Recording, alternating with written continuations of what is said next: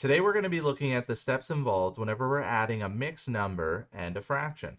And looking at the right hand side here, we can see that there's many steps involved here. So if you find that you get lost at any point, then I encourage you to pause the video and take a look at some of the video links in the description below where we break down these steps in a lot more detail.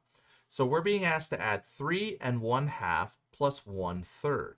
So the first thing that we need to do is we need to convert the mixed number into an improper fraction.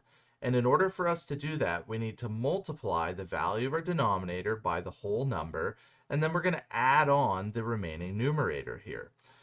So when we're writing this improper fraction, our denominator's value hasn't changed, so we're going to go ahead and just write the denominator there. And 2 times 3 gives us 6, plus 1 gives us 7. So 7/2 for our improper fraction. And we're going to go ahead and just rewrite the rest of the equation there, because our next step is we have to rewrite these fractions with a common denominator.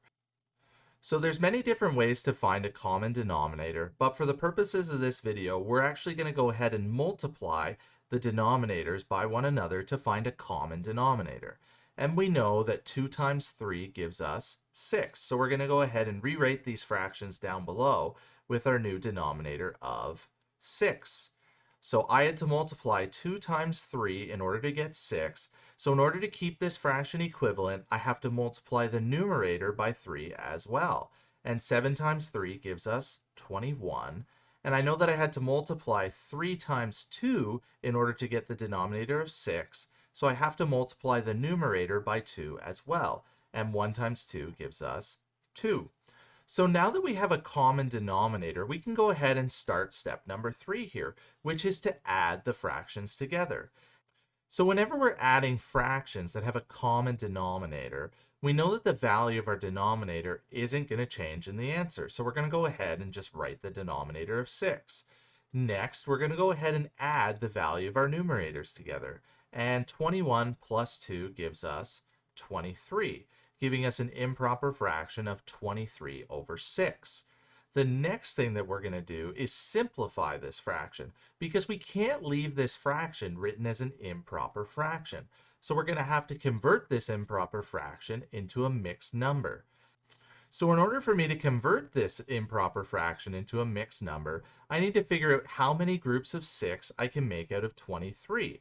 And I know that I can make 3 groups of 6 out of 23, because 6 times 3 equals 18.